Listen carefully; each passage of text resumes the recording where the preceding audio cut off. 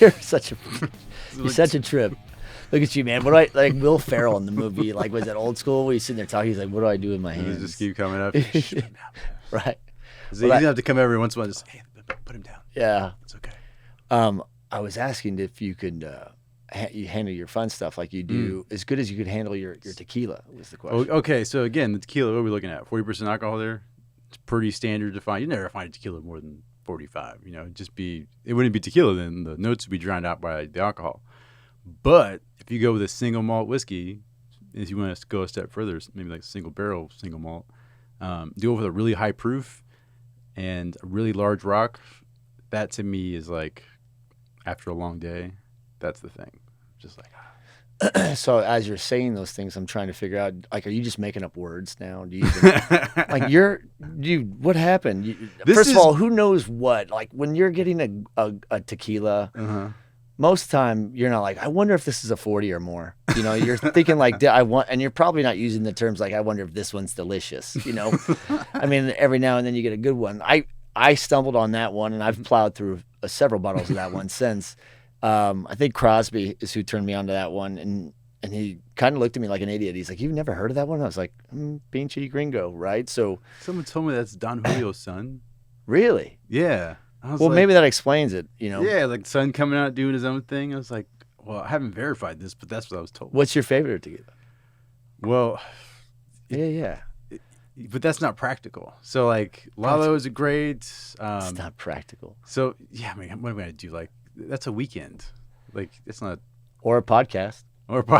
Cheers. Cheers to a glorious, delicious bottle of tequila. Of freedom. I've always enjoyed those bottles. Remember that night we went out in Phoenix with like JT, and they had like 8 different bottles of Clase. I didn't know they went that high. I didn't know they had those colors. There's like 3 of them were like mezcal, or it was there was one that I could only compare it to, like, if you had a regular steak, and then you had Wagyu, and there was one of those Clase mezcals that he pulled out, and it was so rich. It was like probably $300 a shot for all I know, but there was almost too much to enjoy. Does that make sense? So anyways, listen, thanks for coming. I have the privilege of working with you. So how does this start? Is it Buenos Dias? Buenos noches. Tell the people that are listening that don't know who you are. Who are you? I'm Anthony Garcia. I'm the EVP of Technology and Government for Overwatch. And my primary focus, day in, day out, is recruiting veterans. All right. Well, that's a lot to unpackage there, right? So tell me, like, start at the beginning. And I know that obviously you and Jesse were one of our first guests on the podcast. So some people probably have got to hear your amazing story. And if you want to just touch note it with the Cliff Note version. Yeah. Because I think that whole, the genesis of your history and your family history will lay a pretty decent foundation for people that will hear some of the amazing things you're doing, and they'll understand why. Yeah, I mean, that's the greatest thing about it. Is like, you kind of wonder, why are you doing this? Like, what drew you to be in this business? Why would you want to do it in the first place? And I can think back, well, I didn't set out to do this. I just recall when where I grew up in South Texas, military was part of the culture there. My father served, my mother served, my older brother served. This is in the 90s, 80s, 70s. So it was just part of what the culture was there, and that's part of being a man in South Texas. That's how I grew up anyways. My grandfather served, all of his brothers served. My mom's side was the same. So it was just one of those things that I knew I wanted to. Since I was a kid, just didn't know an application. The funny thing is, I almost went Navy for the longest time. So what happened? You just didn't score high enough on your ASVAB, or? Well, it's funny you say that. Our TZ program has a little different requirements than the Army's, but no, at the time, well, hold on. No, back this train up. Why Navy? Because they make movies? Well, my grandfather was in the Navy, and he served in the Pacific, and hearing, just not even hearing, looking at his albums, he would make these picture albums. Ooh. And he would be like, well, the language that was used was, he was a man of God, but he was very graphic in what he described. Like, this is this. And he had just amazing stories that I would hear from my brother. I never got to talk to him because he died when I was 2. But understanding that what a kamikaze pilot was like, kind of flying into a ship and seeing that view as a kid, you're like, my goodness, like that's what he went through. And then he came back and then wanted to go be a missionary in Mexico. Yeah. And that's where my mom was adopted. So like for me, that story of knowing everything he did and the fact that he came back and then wanted to be a missionary in Mexico, and that's the whole reason my parents would have ever met, you know. They were both, oh, wait a second. Because like they adopted my mom in Mexico. Oh, that's it. And then they As moved missionaries. to Florida. Yeah. So Gotcha. when he got back from the war, he was like, you know what? I'm going to go travel the world and like tell people about God.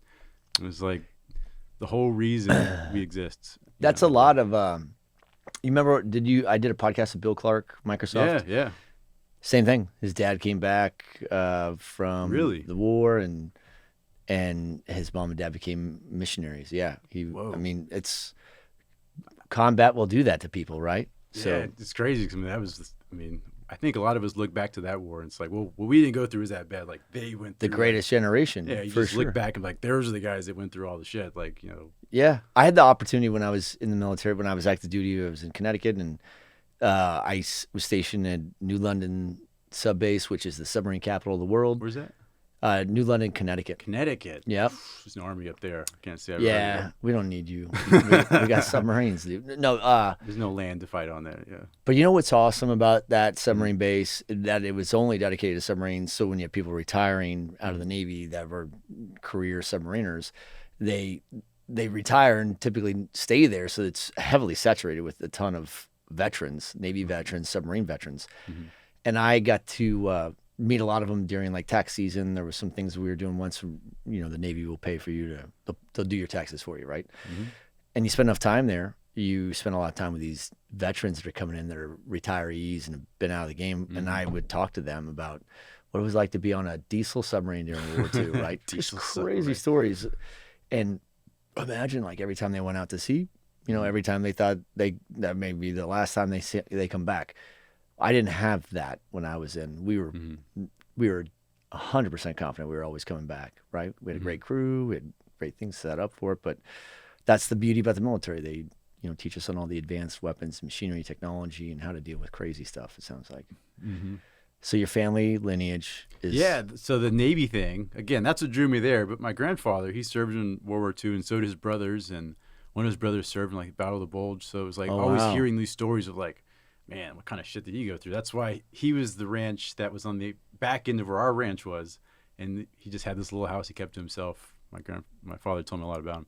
But, you know, that's what I grew up around, military. It's like Navy, Army, and then what drew me there is my brother was stationed in Fort Sam Houston. He introduced me to a lot of the people he worked with, and it just became, hey, you should do this. And it all just lined up because I was ready for someone to lead me and say, you should just take the step and go do this way.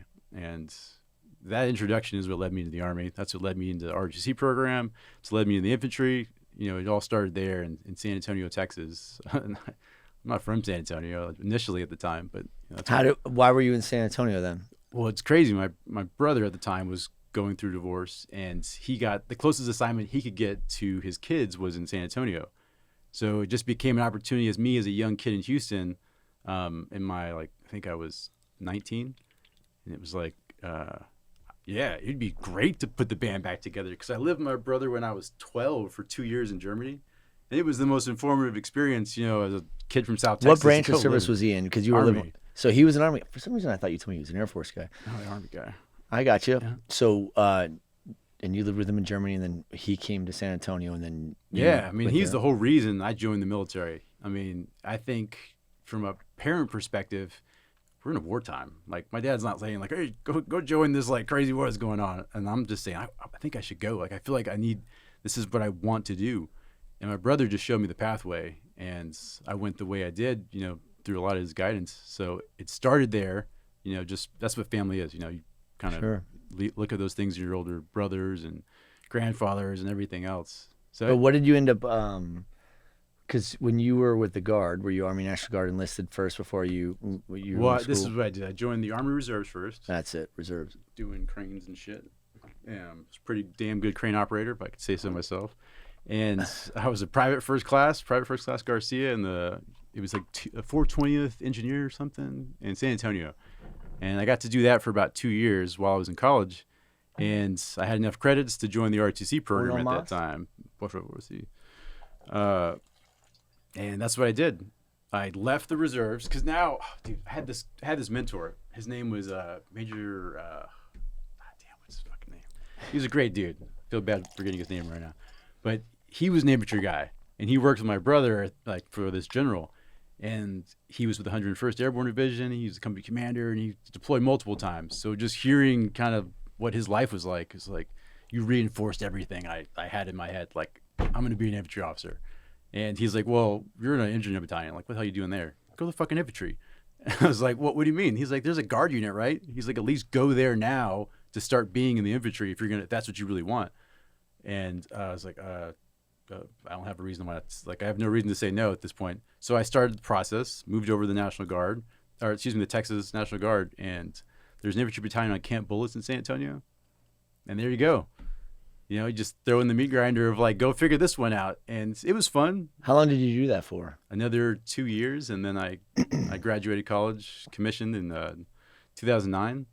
Went to Georgia, learned to be an infantry officer, learned how to jump out of airplanes. That was fun. And then went to Hawaii, my first unit. And that must be rough. Did you get to pick that? Or was that random? So the Army let me pick like the top 3. And as long as you gave them 3 years of your life, you could kind of get what you want. So at the time, it was like, whatever, let's do this. So what was one? Was it Hawaii? It was Italy. Yeah, that would be cool. Vicenza Air, like everybody wants to go to 173rd. Like they're the famed unit, so everybody wants to go there. I was able to get Hawaii, so I was pretty happy about that. What was that? Number 2, number 3? That was my number 2. Okay, what was Germany was my number 3. Gotcha. All right. Well, cool. I mean, that sounds pretty awesome. So you end up in Hawaii, which does not suck, I'm sure. How long were you stationed there for?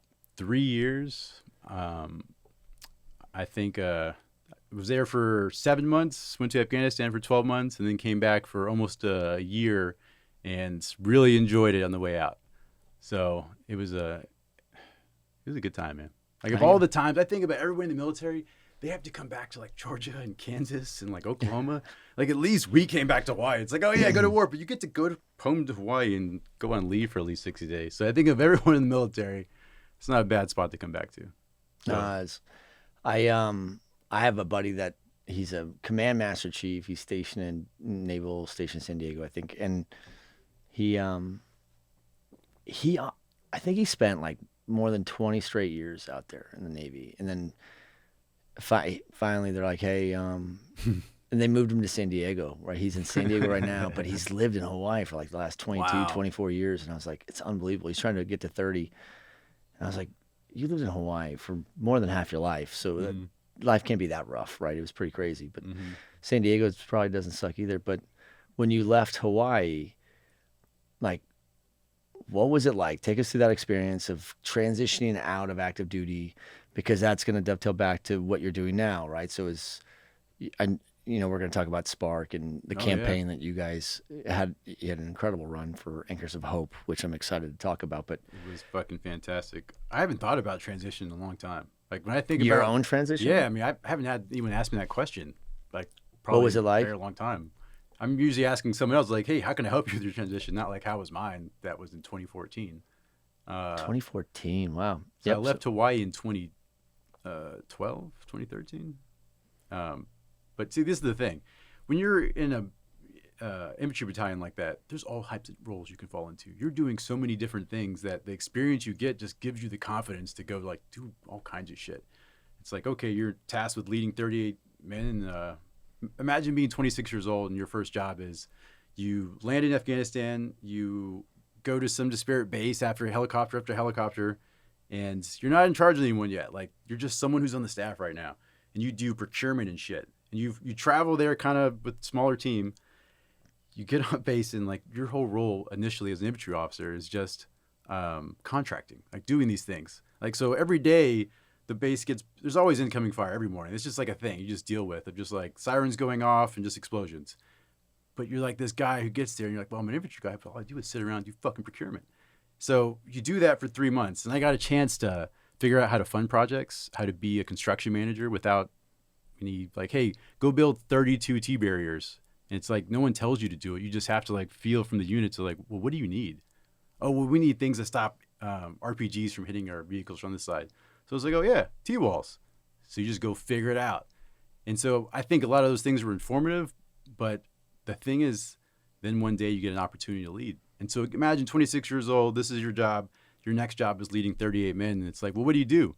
Well, we protect things. We go and fight people. We respond to things. It's like your business is closing the distance with the enemy and being an ally and a friend to the community. And so like you're balancing, be aggressive over here, but you have to be good to these people and they have to trust you if you want intel from them, if you want them to, go to the larger picture of what we're trying to do there.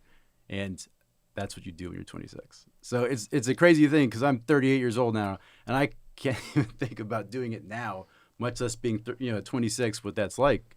But that's what you get to do in the military at a young age and through that program. So I got to be part of that life, come back from Afghanistan, do other things in the infantry, go to different groups in El Paso and learn more about how the Army does things from a larger procurement perspective when they're buying network equipment. And when I left the Army, I just left with, well, hell, I can do just about anything, right? Like, I mean, but we were given tasks that there's no instruction, there's no manual, there's no often even a handoff. You just do it. Yeah. So when you come out of the military, you come out with that excitement.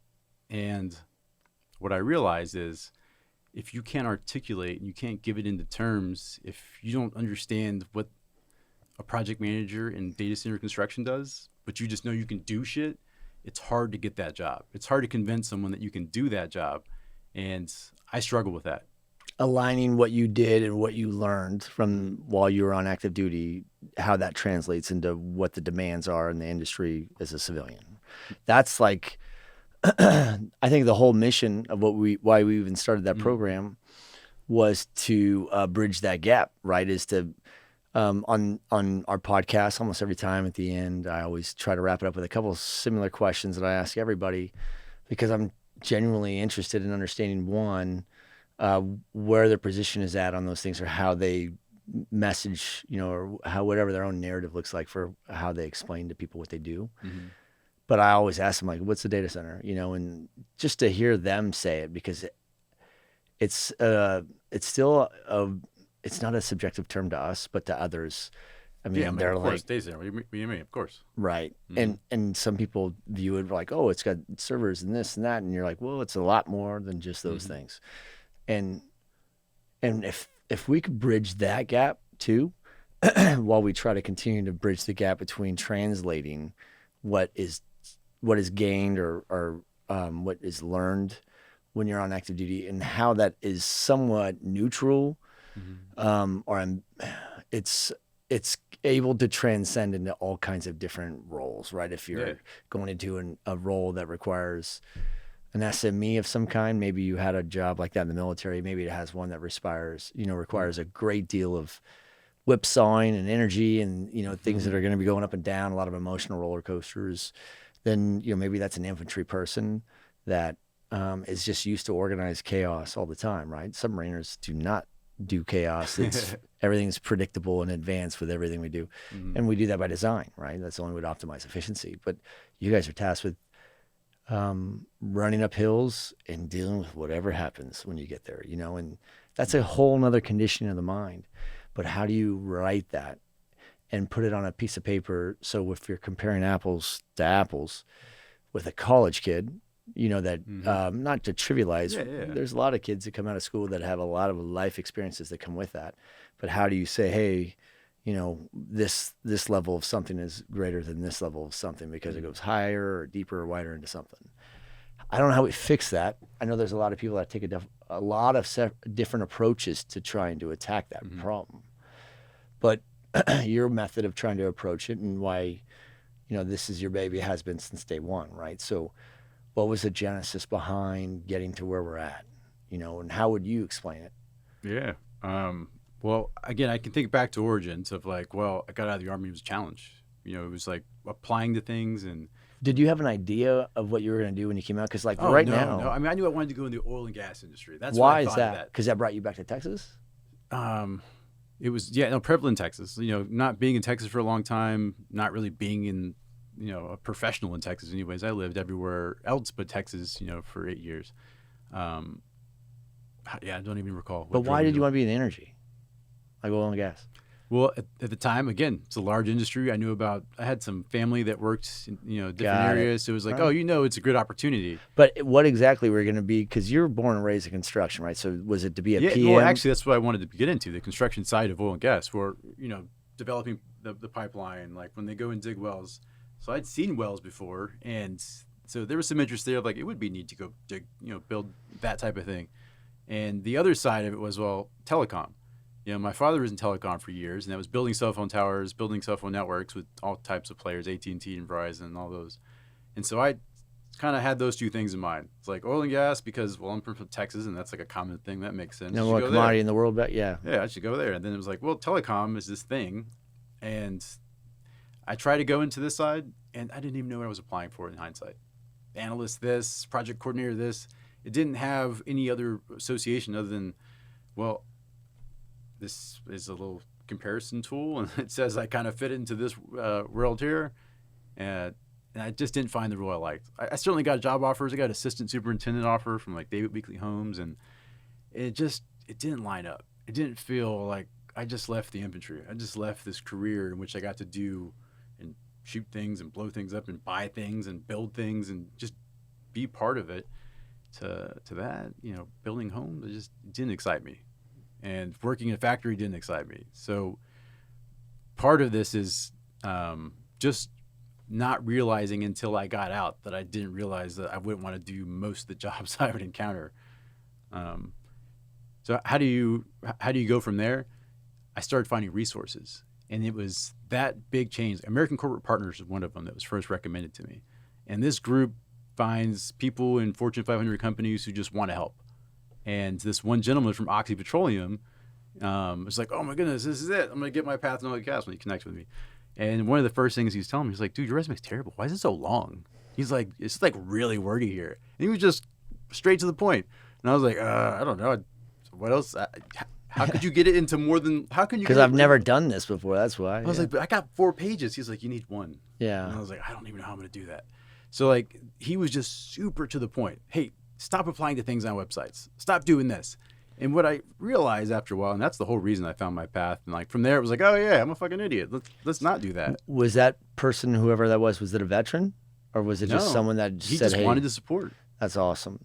And did they? I don't know what that organization is that you called out, but is that with American Corporate Partners? So what is that exactly? Is that just like a group of volunteers, or is that a company that? They do have employees, but it's a nonprofit. Yeah. And they work with, again, companies in the Fortune 500 realm. They try to find executives, directors, and they say, hey, would you be willing, remotely, to intern, have a veteran come out and just learn from you for 9 months. Bring them to a meeting, tell them what you learn, tell them what you do, give them some coaching, help develop them over this 9-month period. And again, it's remote. We're checking in each week. We're reviewing things. He's kind of building a game plan to help you develop a little more. And that's what I got to do. And it was only because this master sergeant I work with was like, hey, I heard this really great program. So word of mouth is what brought that company in my realm. And again, straight to the point. And how did you find that group? Like, what would active duty people right now run into that exists that's still like that? Because I never heard of anything like that. See, that's the problem then, and it's a little bit now. It was word of mouth. It was this master sergeant was just getting out, and he was like, God, you should go do this, and you should do a LinkedIn, and you should do that. Oh, wow. So he dialed I was like, what's LinkedIn? And he's like, well, first, let me tell you, don't just go make a profile. This isn't Facebook. He's like, first, go figure out what you're going to put there. Go write down your history. Go write down something about yourself. Let's review it. Don't post anything. Don't start anything until this. So, man, what a huge help that must have been. I honestly hadn't even thought about that full conversation with these guys until you asked me. Hey, that's good. That's muy bueno. I'm very parched, if you don't mind. Oh no, get after it, son. I love that one. But these senior NCOs, they're the ones who were just like, hey, you should do this, you should do that. And I felt very privileged in hindsight. Not everybody gets that because that's not something that it's contradictory to keeping for retention. And it's unfortunate, but you don't go celebrate like, hey guys. Oh, I got you. If you get out next year, you can have this. So in a way, you're incentivizing the exit. Yeah. So you can't say it to the masses, and you can only. And that's where I think that's why I got this small conversation. This wasn't something he was spreading, because it still exists that way, in a way, that conversation should be had by the transition department and not by your senior leaders. There's 2,000 people leaving the military every month right now. There's 200 to 250,000 people that are leaving the military every year that are winging it, in many cases. I mean, one of the reasons why we shifted and added a podcast is because the conference was what we were adding to really connect more to the specific industry. And then we started dovetailing veterans into it because they're pretty prevalent within the space. But then we realized there's a limitation, right? We were having some active duty people come last year, but we couldn't get them all to come. A podcast is a good way to reach the bases, right? So the reason why I'm asking these questions is because there'll be someone on some ship or some sub or out in some tent somewhere, wherever you guys like to camp in the Army, and some hotel room with really good air conditioning if you're in the Air Force, stashed away somewhere, and they're not sure what they're going to do, but there's all these things that you stumbled on and found a mentor, right? So, or you called it a resource. Yeah, no, mentor, you're right. You're like, yeah, I got resources, but really you had someone mentor you through that whole thing.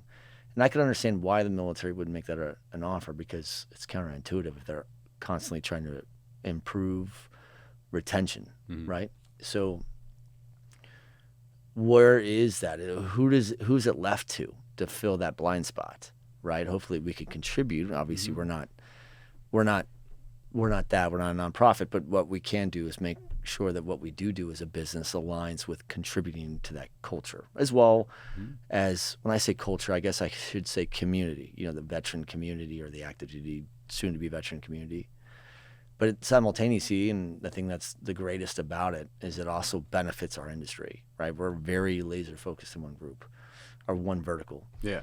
So I think that there isn't many industries that make it easier to understand the transition between the military and industry, because in our industry, the data center industry, it's also referred to as the mission critical industry. And that was subjective. That was like, okay, we're measuring loss of revenue by downtime, which is pain. But in the military, it's also mission critical. It's just they measure it in mortality, right? Death. And there's so much risk to what you do in the military that we have a number of people that die, sadly, each year just from training accidents, let alone the byproduct of being active duty for so long, that there's things that are triggered within us. So it's interesting how you found your way here on accident, and you had a mentor or a series of mentors that got you here, that are coaching you all the way down to the point where they're stopping you from blasting or shotgun blasting applications, and they're coaching you on how to shave down a resume, and they're not guiding you through the critical importance of having a very solid LinkedIn profile, right? I had nothing like that. I was just the blind man walking around with a cane and the cup and begging for help. Yeah, for sure. It's bananas out there, but now there's so many other people. Now we have much more, advanced technologies that do allow us to sit here in Austin, Texas, and sit inside the bases at Fort Hood or Norfolk, Virginia, or wherever.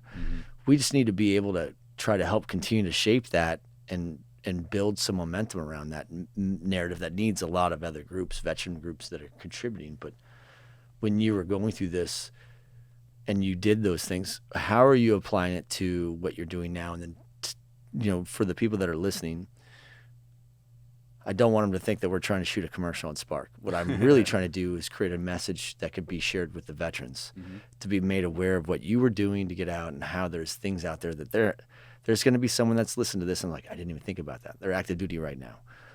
But really, I want them to understand that there's a series of organizations that are out there that specialize in focusing on helping them specifically transition out.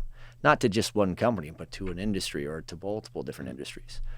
So learning what you learned by having those mentors that you had, and I may come back to, the other part of that story, but how did that dovetail into what you're doing now? Because you've refined a very, very specific program, and you have a very hybrid, unique, set of talent, of resources that you get to work with today. Yeah. Well, I think in order to answer that, I got to answer the question you asked a little while ago. And it was like, how do we fix that conversation I got and we get that into the passes? Because that's truly how how we've designed the business. And so how do you get it? This isn't a government thing. You don't say, hey, Army, this is the program you need to roll out across all these things. All branches need to do this type of transitioning. It's like, you guys are never going to do it right. You can never hire the right resources for it. It's just you can't do it. You can't hire someone who did what we did and can go sit in front of them and be like, hey, this is what a project manager is. This is what a industry is. These are the different types of focuses. You can't have that rolled out in a government program because it's just not who would be the best advocate for it. So how do you do this? It'd be like going to the DMV. Imagine going to the DMV yes, to have this whole thing done. That's all it would be. So unfortunately, you can't push it through those channels. How do you do that? It's more about letting people like us know that we can do this. And then for people like us spearheading it, being pioneers in what we're doing. We're building an ecosystem. We don't just have a business here. We're building an ecosystem that says, veterans, we're not going to explain how you do it. You get a job here. Let me explain what this industry is. This is how they recruit people. This is how they perform the projects. This is how they manage them.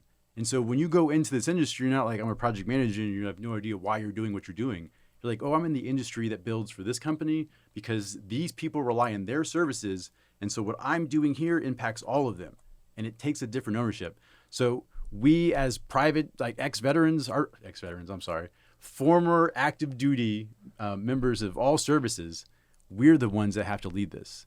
And it's only through that, it's just going to build new people. It's going to build more organizations. So one of the things that we get to do at Spark is we get to interact with the community in a way that's, we got to go out to them. We can't post things on LinkedIn and expect that to be the only tool to let veterans come to us. I didn't know what LinkedIn was. So how can I rely on just that platform alone when I didn't know what the hell LinkedIn was? So we need to go to the bases. We need to go shake hands and be like, hey, we're a pathway. When you're ready, we are here to get you not just a job, but a pathway and understanding what is civilian life. Like, you didn't look for a job in the military. You didn't go solicit, HR people. You were just moved around. So you didn't understand that aspect. So we want to teach you fundamentally at first, how do you find a job? So our candidates need to know more than just what the opportunity is. And it's platforms like this that we're really going to allow to speak more about how we can help them. So, why you should come to us, that kind of thing. I almost take it up the stack one, right? Because what we're talking about with veterans is we're taking these people and introducing them to things they've never done before. And I mean, things they've never done before in just one industry. Now multiply that by X amount of industries. But you can get into the data center industry and you could have 50 different opportunities. And there are new jobs being created today that a veteran getting out of the military, and I mean, there are veterans getting out of the military in 2 years from now, and there's jobs that they're going to roll into that don't even exist today. So, I mean, it's just massively growing. So if you think about it, what we're talking about is taking someone coming out of the military, and then what you look for is them to try to find something within this vertical that they can do that they have never done before. But it's no different than what they were one chapter before that, which was a civilian trying to get into one of the branches of industry, which is the military. So there's multiple, every branch of the military is different from each other in a way as almost every industry is a civilian is different. So now you have to pick an industry or a branch of service. And then in that, you have to look at one of those 50 to 300 different MOSs or NECs or whatever. And they have to say, I can do that. Mm-hmm. And the only thing that they're using to determine they can do that is their passion. I want to do that, right? Not because they've been trained for it or they have a specific skill set for it. They're young. They have really no skill set. They just have an idea of what they want to do and they have a passion to do it. Mm-hmm. If they know that's what they want to do, then they pick that and that becomes their rate, and that's what they do in the military, right? There's options to change, but it's not rare, but it's not as prevalent, right? Yeah. So now we're just asking them to do that again. Hey, remember when you were a civilian and you weren't sure which branch you wanted to go into and you didn't know what rate you wanted to be? Let's do that again. Do you know which industry you want to go into? This one's data centers. And do you know what you want to do in that data center? Well, let's give it a shot. Mm-hmm. It's almost like just another version of that pattern. I think the only difference is when you come into that, can we agree that anybody coming out of the military, anybody, has achieved a minimum standard of knowledge or aptitude base, or they've demonstrated some level of intelligent proficiency of some kind.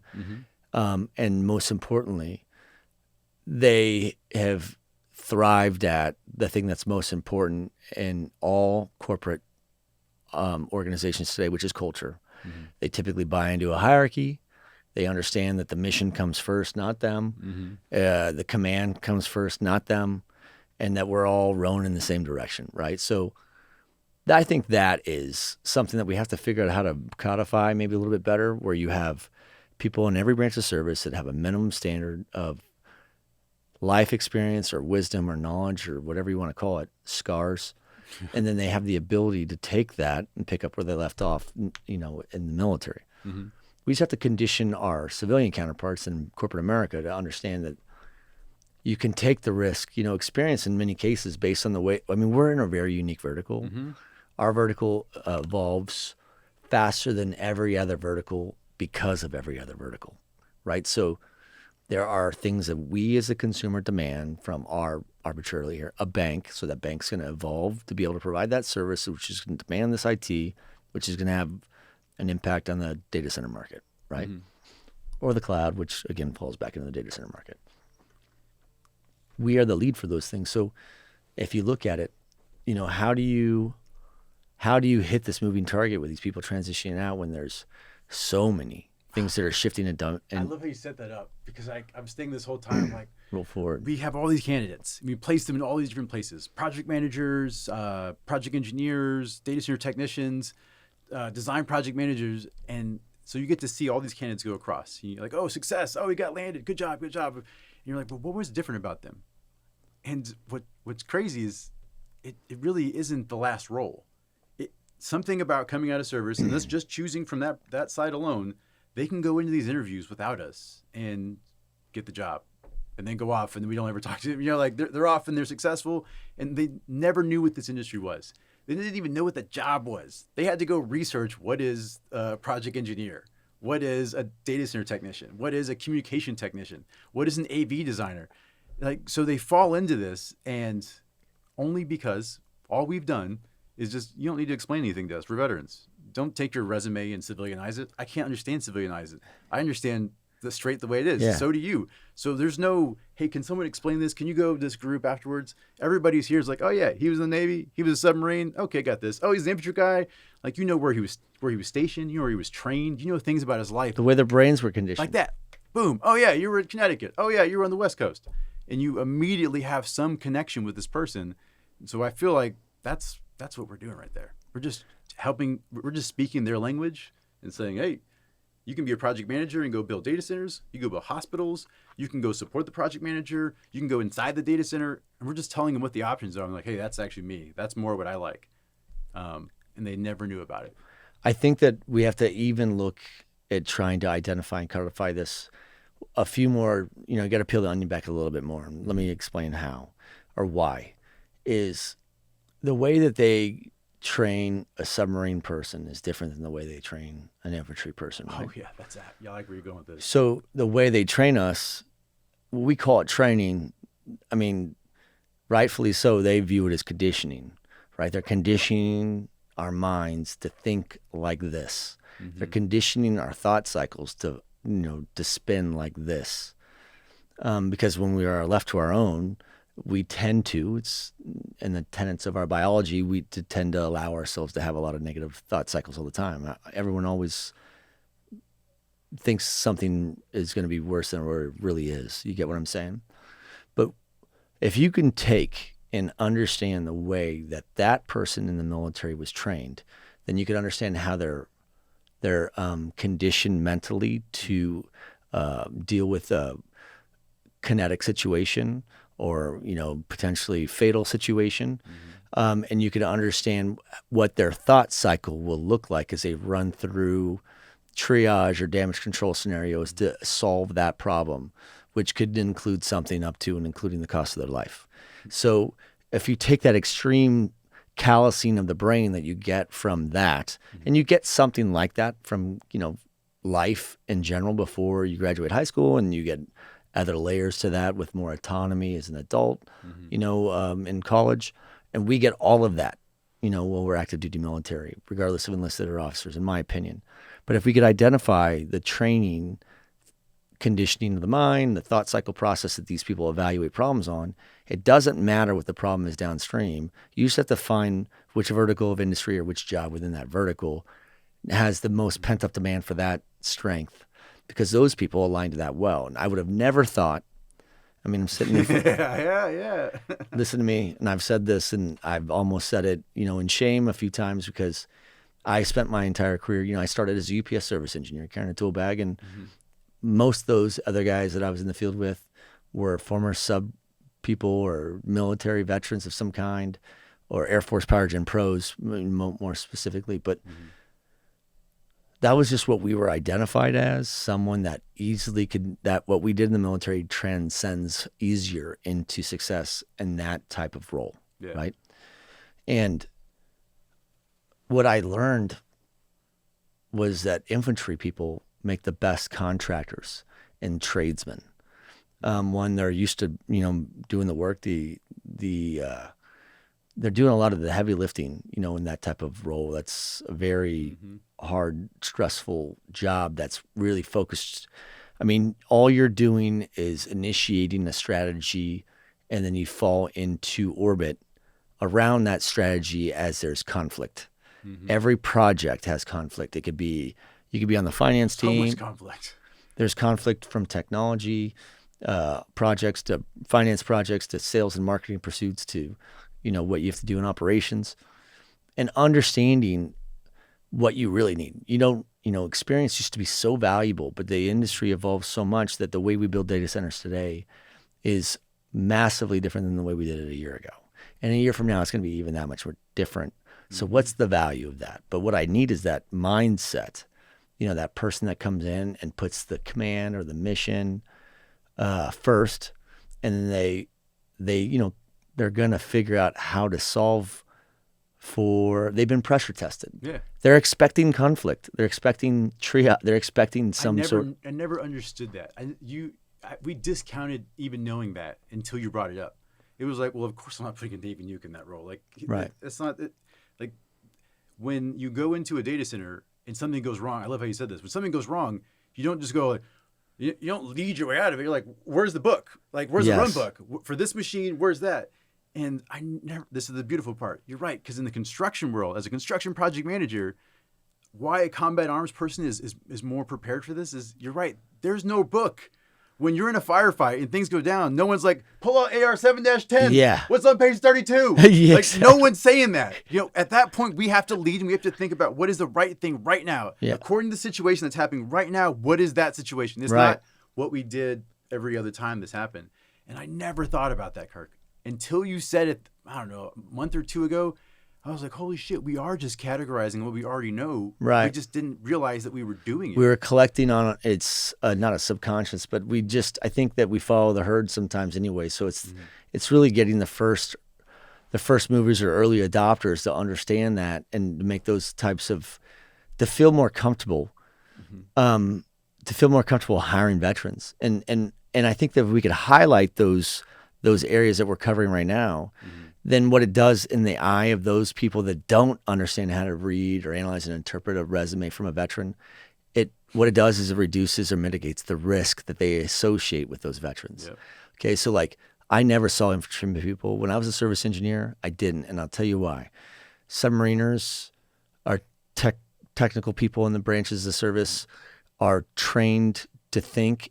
Our minds are conditioned, and our thought cycles are around procedures and processes and checkbooks and MOPs and SOPs and things of that nature. Yeah. So I'm going to linearly approach the problem one line at a time. For combat people are very abstract, meaning they take the guardrails down that typically provide some sort of resistance against industry standard or something, and they just say, like you said, fuck that, give me page 32 of whatever, and let's figure out what the right tactic is in chess. But you're doing it in real time. So you have the ability to do certain things, which ultimately leads to a great deal of confidence, which means that when you have more confidence, you have less anxiety. And when you have less anxiety as a leader, you're more productive, meaning that you can communicate more effectively. You can give clear direction and guidance to these people that you want so that you could get a higher level of output from them, meaning a higher volume of productivity, right? So trying to figure out how to categorize what those people have to where they could be successful, right? Because I couldn't be successful in certain things that you guys are doing, not to the level of success that you can be at, because my conditioning of my mind are the thought cycles that I've been trained on for years of my life. Imagine someone coming out like a Jesse Kendrick, a retired chief who has bulletproof discipline when it comes to attention to detail. And I mean, you remember the time I called you and said, we have to hire this guy. Do you remember why? I remember why. I was at a Snoop Dogg concert with my family, Tinoco and his family, and I'm rocking on a Friday night, blah, blah, blah, blah. But I had promised him, like probably arbitrarily 13 days before that I'd hit a specific date for something that I owed him. And I missed that date. He doesn't care because his mind is conditioned and his thought cycle is, we don't miss those dates. We don't miss dates, right? And I'm like, what are we best known for with what we do with our day jobs? We never miss dates, right? In a construction project, in a data center industry, I can miss a lot of things. I can miss my budget.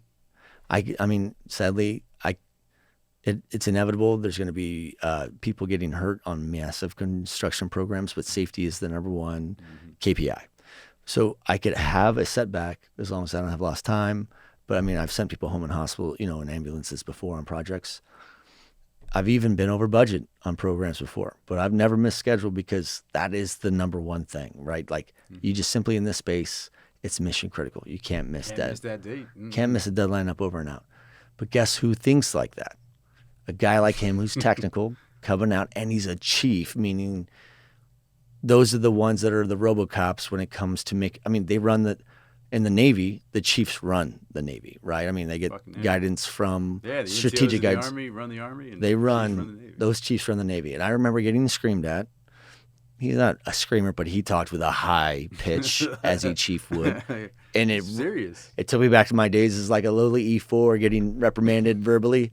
And I was like, yes, chief, we'll get you guys. I remember calling him like, we got to hire this guy and we got to get him an offer letter immediately, because someone who's so effective at managing up just as well as they manage down, we have to have on the team. And not only do we need a person like that on our team, we need to surround him with people that he could teach to condition their mind and get their thought cycles to be a force multiplier to that, right? And that's what you do. You hire good people and then you have them make little mini versions of themselves, right? You explain the secret sauce. That's the Spark secret sauce of like, we know both sides. We know the veteran side. You don't need to explain what we're doing. And we know the industry side. We've been all of us. Not all been industries, in enough role, just the one. The data center industry. We know our industry, where you should fit, what these roles are. The secret sauce is we just marry them up and we create more. And that's the perfect example of how are other companies not realize it's like, why is it? You know what I mean? Like it's so natural for us. Walk through so I'm aware of what you're doing on the Spark side. So as you said, you're the EVP for us for our veteran platform and our government programs, right? The veteran platform, go back to the genesis of that so people understand. Again, this isn't a commercial. We started this with a very clear purpose. Oh yeah, like I think we've talked. And it was not for us to make money or any of those things on. It was to make a big difference, right? So explain it. With the story we've talked about understanding and how it's so unique because it is not common. Like you said, you were a blind man walking around bumping into shit. Oh yeah. It's people like you. If you didn't get to where you're at, you wouldn't have brought people like me along. Like, and that's the way it worked before. And we're saying, fuck that. It shouldn't be once in a lifetime opportunity to just marry up with some random guy who had just been. You found the path, and I was just lucky enough to chase it along. It shouldn't be that by chance. And that's why we started all this. We want to take not just one, not just two, 10, 50, 100, 1,000, 10,000, and say, hey, this is the path, man. This is it. This is why. This is what you can do. When you're done, you have these options. And it's, this is what the data center industry is.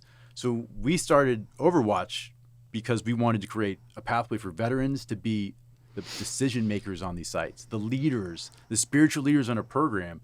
And then it's only through that we realized we're pretty good at hiring veterans. Turns out you give people a mission and a purpose. You treat them with transparency, tell them what the jobs are actually like, what they could potentially make, that there are other opportunities out there. like teach them about a career. You know what? It works. And so that's why we decided, let's start Operation Spark. Let's take this, because as a business, the industry is only so big. Like, we can only hire so many veterans for the data center industry by projects and whatnot. But to really keep up with, like you said, 2,000 a day, was it? 2,000 So a month? There are more than 2,000 veterans that leave the active duty service per month, but there are more than 20 veterans that kill themselves every day now. So to make an impact on what that is, that when people come out, and we talked about by chance. What happened if you didn't get by chance? I know I didn't have another option. Like, I know the path I was on was manageable. It was going to take me 5 to 10 more years to get where I'm at today, and that's just the honest truth of it. Had I been just like you and I had to go do the same thing, it would have taken me 10 more years to be sitting right here. So, what happened when you get out and you have all that ambition? It just sucks, and you just realize I couldn't because I didn't have that one chance. Well, that's the other side of getting out. The disparity, that kind of deterioration of your confidence, and that leads because you start over at zero. You start over at zero, and all of a sudden it's like you're nothing. You're homeless. Like, you're struggling to make money to even provide for your family. Well, that's the other bad side of transition, and that some people who otherwise never have thought about this delved into a world in which they potentially take their own life. So not only can we provide a pathway for veterans before they ever get there, before they ever go like, how am I going to provide for my family? No, call Overwatch. Let's find a pathway. Give us 3-6 months before you get out. Let's de-stress this transition. Let's roll into it, because you prepared 6 to 9 months before you ever got there. So what we get to do here is we get to take people before they ever get there. And those that we can't help, well, that's what we do our events for. That's what we raise money for this community for. And I can't wait to talk more about Anchors of Hope and what that is for our whole organization. But for Spark, it's about creating the best way to help anyone. Is and there's in a bad situation isn't charity. It's give them a job. If you could, number one, give them a job, that's the first thing we should try to do. That's the first plan of action. And that's what Spark is doing.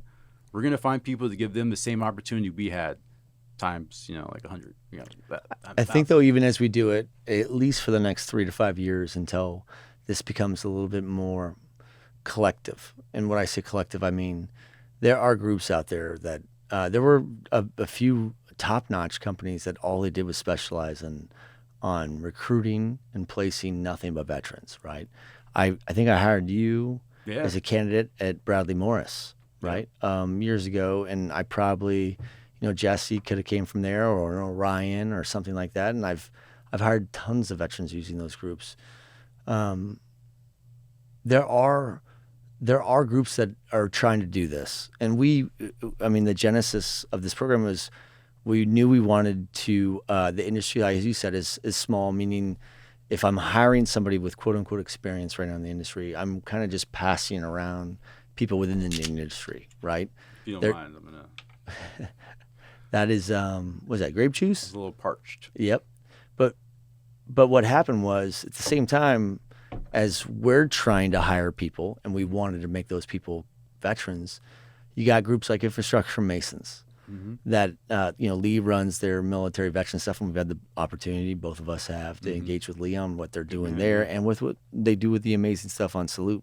The genesis behind Salute was they were hiring homeless veterans and giving them day jobs, right? So we were a general contractor back then, and I was like talking to Jason Oakroy, and I was like, sign us up. We want to be your first customer, right? And we did. I mean, not only did we do that, but we were calling every other general contractor we knew and said, hey, if you need day laborers to push brooms and clean job sites in the middle of construction programs at the end of the day, go hire this group, because they're literally taking homeless veterans off the street, giving them a new purpose, giving them a new mission.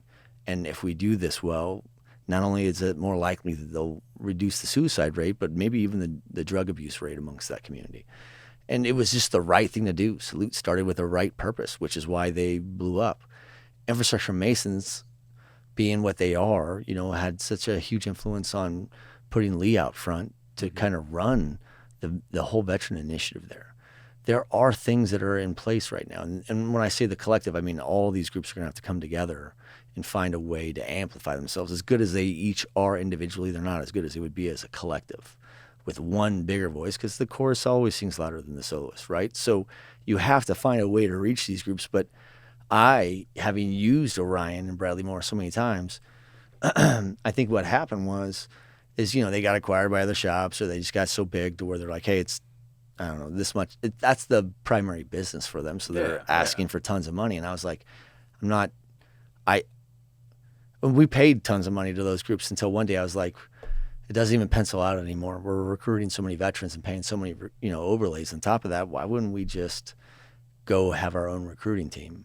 And then the recruiting team that you put together did such an amazing job that they were finding more veterans that we could make a business case to justify hiring. So we were calling contractors and throwing them over the fence. Hey, you said you needed a PM. I saw you at that happy hour. I happened to run into a guy. He was in the Army Corps of Engineers and was a construction guy. He could learn what's going on in our industry if you give him an opportunity, right?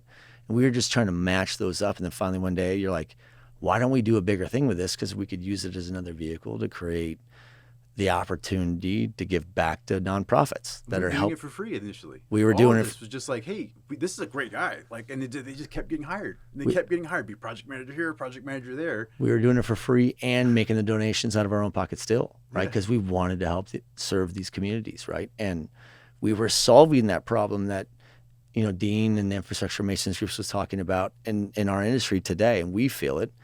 It's the pent up, the existential threat is the lack of talent to support the pent up or growing demand of labor for this industry. Mm-hmm.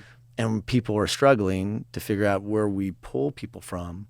And, right now, obviously college is a great place, or the trades, but the trades are stacked with thousands of needs right now. We talked to Rosedon needs 1,000 people to grow to the rate of the demand that they have as a business. So you have so much demand, and that's the existential threat. And then we, at the same time, are like, well, there's an untapped resource pool that no one's going after, and there's 2,000 of them available every month.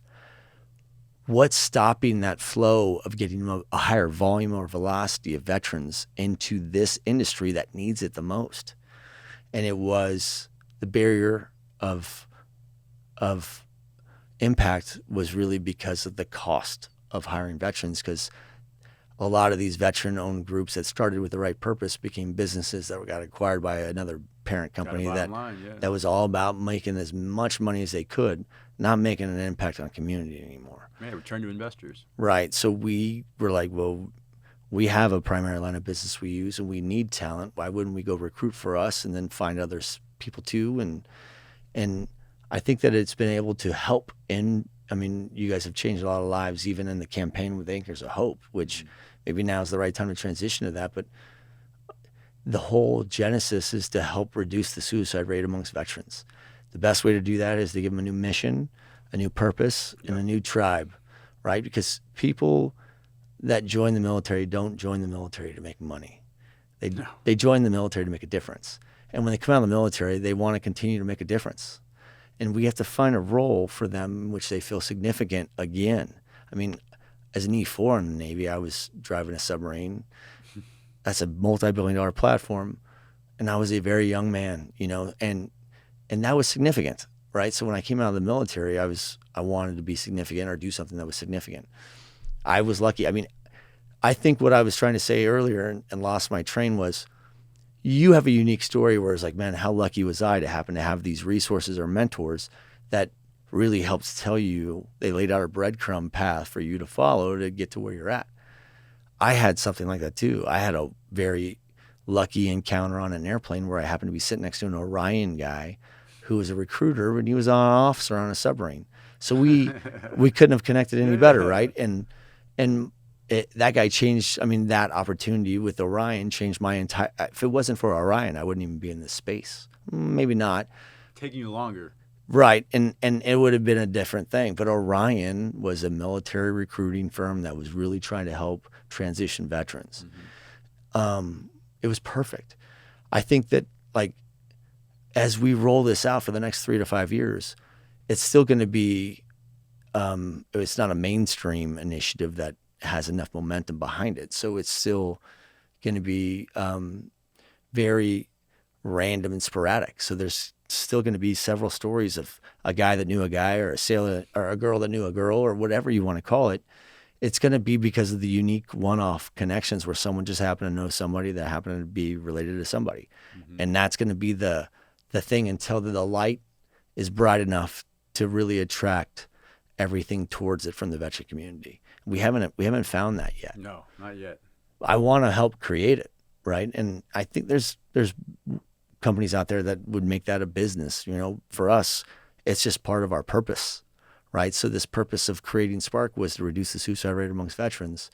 Turns out it pencils out well because you've figured out a way to create a team that does it way more economically efficient than everybody else, but just as efficient from an execution perspective, right? So Anchors of Hope, tell us what that is. It's crazy just how things worked. It's just crazy how you really actually, to be super successful, need to know both sides.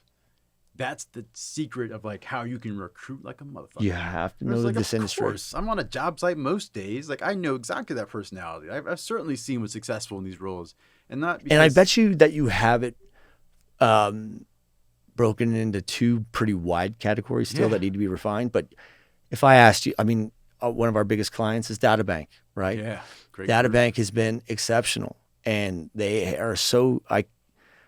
are incredibly committed to helping reduce the suicide rate amongst the veteran communities, and they believe in this purpose, right? Yeah. And when they ask for people, your strike zone for them isn't infantry people, probably, right? I mean, you're looking for data center operator type people, and that comes more from like maybe it is a submarine background, I don't know, but you're at least the net is getting smaller towards what you're trying to get because we're seeing these trends. I mean, half of our clients are contractors, right? But you kind of already know that. Why do you look more for that type of rate or MOS? And it's again because you know how their thought cycles are, because you know the way they were conditioned and the way that they were trained, right? So you're kind of already really lumping in big categories now. Now it's about kind of breaking that into a tighter. DataBank is an amazing group to use as an example too. Sure. Because we talked about earlier about helping the suicide rate. A lot of people are afraid to address that, and they're like, "Well, we don't want to potentially hire a lot of suicidal people." And it's like, no, it's not. That's not what we're saying. Get the trend that when you come out, there's a pathway. That if you're willing to serve this country, you're not going to get left at the end. Like there's a pathway after that. So establishing that trend is what we're talking about. So there is a pathway, and so we're continually providing this. Yeah. And what I like about what we're doing with them is. They've adopted the view of some of our roles, we truly want a transitioning veteran. We want someone who doesn't have the experience, who's going to take a new look on what we're doing. And so what we love about DataBank is they're actually creating a pathway from active duty into their data centers. You may not want to be a data center technician forever. So there's roles after that. There's managed services engineer. There's opportunities in construction. There's opportunities in accounting and security. Project finance. This is the start. And DataBank is creating that where if you want to go learn about the data industry and go straight from active duty into it with no civilian requirements, there could be an opportunity. Now, there's opportunities for folks who've already transitioned. Maybe you've already become a data center technician or you've already started to be a construction project manager. Well, they're also interested in that, but not entry level. You know, they're going to respect that this brings skill and civilian industry talent into the company. It's a big thing. I think, I don't know if I've seen a data center operator yet more committed than DataBank on what they're doing. I mean, if you're a soldier, sailor, or airman right now and you're sitting on some military base listening to this podcast, Google them, right? They're one of the biggest data center providers in the world, but they also have a massive commitment to what we're trying to do in the veteran community. And I remember like when we first launched Overwatch, the very first thing that I spoke at was a summit that I think it was in Dallas, probably DCD or something. And we were, I was on a panel with like Jose at Equinix and a couple other guys from Salute, and there was a couple other veterans on the panel. And Dave McCall of QTS, awesome guy,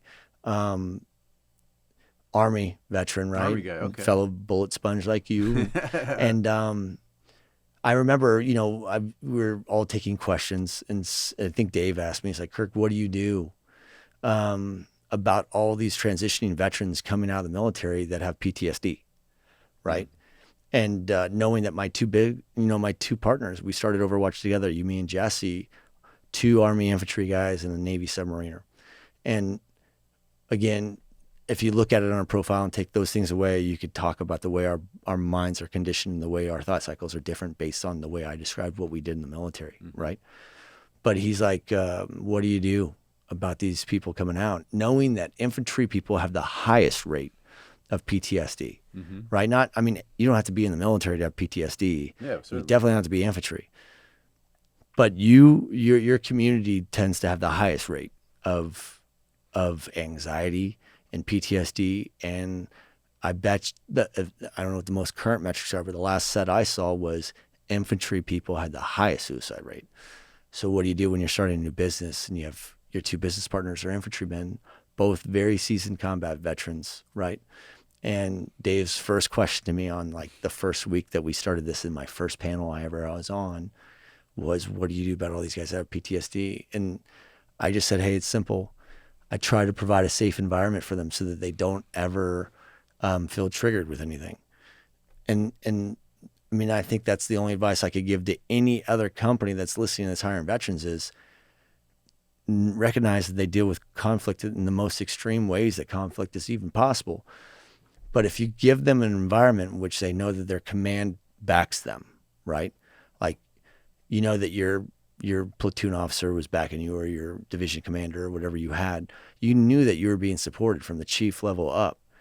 And as long as they feel safe in that, not because of the threats, the physical threats, but like the political threats, they're going to thrive, right? And I remember that's kind of the way I try to explain it to that audience. And I've thought about that question every day since, because I'm like, what do I do to create an environment to where people that have PTSD feel safe? And it's not so I could just find a way to find a higher level of productivity out of you. I genuinely feel like there's a lot of veterans that struggle and they don't even talk about it. And there's people that harm themselves and no one even knew that they were struggling, right? So if we could, again, break it down to understanding how to look at the various thought cycles and thought patterns based on the way people are conditioned, you could really identify. It makes it easier to identify something that they could be successful at and be significant at, right? And when we first started really dialing in Spark, you were like, we need a like not a kickstart campaign, but we needed something to make a splash, and that's where Anchors of Hope came. And Anchors of Hope was a 97-day campaign. When did we start it? Yeah, June 6th. Which was the 78th anniversary of D-Day. Yeah. All right, so it was the 70th anniversary of D-Day, and it ran through Patriots Day, and so we concluded it on Sunday. It was one of the neatest things to be able to go out and tell people about why we do this. Not like, hey, we're veterans. Anchors of Hope is why we started a company, wanting to make a real impact. So we got to contact companies across this entire campaign and tell them, hey, we have an opportunity in which we're going to be very competitive with our pricing because we want you to acknowledge what the larger goal is here. We're going to give you everything. We're not just a recruiter who flips people over to you. We're white glove service. Whatever you need, whatever your process is, that's our process. You need something delivered in a certain way. You need to check in on people. You need to coordinate things. Hey, we're infantry guys, not recruiters. So we don't look at this as this is the way it's always done. We look at what is the most effective way to do things. Because right I can now. Die. Yeah. And so that's it's making me think of something you mentioned earlier about PTSD. And one of the things that a lot of folks don't realize about PTSD is that once you do what you said, which is you solve that mission and purpose, that comfort of like, hey, these people are not against me. These people are trying to look out for me. PTSD no longer becomes those threats. And sometimes it can transpire itself in ways you don't realize. And that, so for me personally, it's very hard for me to delegate some tasks that I view as important because at one time I did. And a lot of people almost lost their lives because I couldn't do what I needed to do because I delegated that to someone who didn't do it right. And so when I needed to communicate, when I needed to coordinate fire in a way that was effective, my radio did not work. And I did not know how to program that. And so it has made this tick about me in which there's a reason I can take on a lot of things myself because it's like, but what if I delegate this one and that's the one that takes me down? What about this one? So instead of delegating, I just bring it all in and then I just figure it out just like I always did. So what is PTSD? Well, it's you that helps me get out of that and realize it's safe. Like you're not gonna kill anyone if you delegate this. You help me feel that safe, but that's what PTSD is. Like it's not, I'm this crazy person. It's just like it develops in tics that make us super effective, and sometimes it's not always obvious why. And it's like, oh, that's how we address it. So I think one of the most amazing things you can explain is just like our partner Jesse Sargent. Like his approach to things isn't because he knows the consequences are real. He understands that if someone were to guide him wrong, it could lead to his death. So for him, that's the reason and it's like that's why he's so great at what he's doing. He's exceptional. And he's using PTSD in a way that none of us even realize that we do, because our tics aren't what you think. You know, from an employer perspective, it's actually not what you think. We just take hyper focus on things, and some people don't understand why. And so that's a PTSD thing. It's not something to be afraid of. Like if you knew that was what it was, would you be like, oh no, it's so bad? I think that when people hear the word PTSD, it's almost, I think that we absorb it as something that could be negative, right? Because it is. It's what a lot of people that do harm themselves, it all stems all the way back to PTSD. So when people say PTSD, everyone, is like, oh, if this person is a higher likelihood of that, then they're a higher risk. The reality is people like you and people like Jesse have weaponized PTSD. Yeah. And I'll tell you again, and I look at everybody as I engage with them based on the way that their mind is conditioned. Like, we had a leadership summit this weekend, and Stock and I are yelling profanities at each other and screaming at each other at the top of the lung. I do those things with him because he's conditioned for friction, and it allows him to know that he's safe. He can friction back with me, and he's never going to be at risk. But everybody, again, a civilian, I'm not saying he has PTSD, but I think every professional that's in corporate America has PTSD at some point. We've all worked for a tyrant. There's a manager or a supervisor, director or boss that we've had that has just not been a good person. We learn just as much from those ones as we do the good ones we have. But, I remember telling Shap, we were at Aligned Energy, and we were just growing in ways that we couldn't keep up with. It felt like some days, right? And Shap, I think, always felt like I was maybe a little cocky or arrogant, and I think it's because he was waiting to see me, respond in a way because of the amount of pressure and friction we were under. And some people respond to that differently, right? And Jesse's actually really conditioned from his, many deployments of combat to where his mind is almost conditioned to where he operates better if you're throwing grenades at him. You know what I'm saying? Like he's at his best. So he knows that timeline. He's like, that date is fucking life. Like the more critical it is, the better he's at operating at. And when it's not crazy, he's almost like in a holding pattern, not sure what to do sometimes. Someone hit me. Right, like someone's too calm. I don't like. Yeah, he gets bored real fast. You know what I'm saying? And again, that goes back to all of us having OCD and ADHD and all the other fun. I don't know, but I mean, it's the way that we're conditioned. The military's training you to be ready to ramp up and ramp down. It's such a highly the cyclical rate that we ramp at and rotate and pivot towards all the time. Most of our civilian counterparts have a hard time understanding how we could do that and not be psychotic or bipolar or crazy or some shit, right? And you're like, no, he found a way to weaponize his PTSD.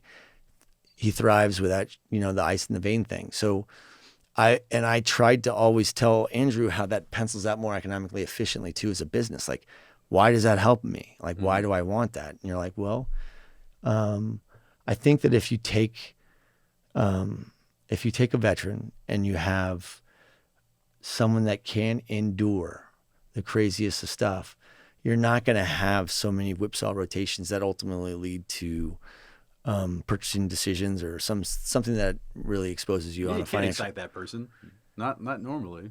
Yeah, and I don't know. I also would say this. Listen, that this person that you're going to hire, they didn't join the military to make money. So there's a good chance they didn't get out of the military just to make money. They're getting out of the military to do the same thing they got in the military to do, and that was to make a difference, right? And if you find somebody that wants to make a difference, then you're not sitting around. I'm not saying you could allow them to suffer an inconvenience on how much they could earn, but you know that they're not just horse trading and trying to go to the highest bidder. They're the ones that aren't going to be swayed by money. They're going to be they're going to be swayed by what inspires them, what allows them to feel safe in that environment and allows them to be fulfilled by what they do. Right. So they're not money driven. They're not coin operated. So they're not just going to the highest bidder, which means you don't have to go out and throw the highest wad of money at somebody. That's not the sell. All you have to do is give them a better quality of life and a better culture, a better environment to thrive in. And they'll suffer that inconvenience of what they could potentially be earning somewhere else if they are willing to sacrifice that fulfillment in life to get that money. Do you get it? So I'm like, of course, if you're going to people that have a more purpose for why they're there, and that purpose isn't money, then you won't ever have to pay the massive premiums you do to take the risk to hire an all-star that performed amazing at the last company, but for some reason just can't bat the same with this team, you know? So why take that risk when you can mitigate that risk? It pencils out better to hire a veteran that is really looking for a culture and purpose. And if you could provide that, I mean, I'm a great example. I went to all of you guys and said, how would you like to make a fraction of the amount of money you make right now? You were making way more money. Would you like to take a 50% pay cut? I think that you probably thought I was joking when I was like, you were at Oracle at the time. I was like, hey, we're going to put the band back together. How would you like to make half as much as you make right now? Doesn't that sound awesome? But you know, the good news is you get to work twice as much. So, but honestly. It took me 7 seconds. Okay. Yeah. But that's what I'm saying. Veterans aren't wired to like, I mean, yeah, we want to be comfortable and we want to get paid proportion to what our value is, but I'm not out there like free trading like an agent all the time just to see if I get a little bit. We want a purpose and we want to work in an environment where we've purpose and mission, undervalued so much. Oh, and it hits, but it hits the bottom line to a business that realizes that not only are you finding someone that doesn't cost as much, but they're not going to whipsaw as hard and a panic and make a bad decision that goes into your pocket as a business. See, that's why it's good you come in and say shit like this. Because I think when you get in the day-to-day grind of recruiting and you're trying to like be efficient, try to do things, you forget that it's not about the money for this candidate. Although they may be saying, I need to make this, we need to be, that's what our value is saying, I know you want $4 more to take this role, but they're going to provide training programs. Sure. They're going to give you this certification. Or you have the room to grow. There's a possibility for you to go up. This one, it's not there, man. This is not what it is. In 2 years from now, we'll find you another job. Yeah, It's like, we're here for you, but we have to tell them. We can't just say, oh, quick fill, got it. He wants to take the role, take it. It's like, hey, before you take this, before you think this is what you want, I think you have more to offer.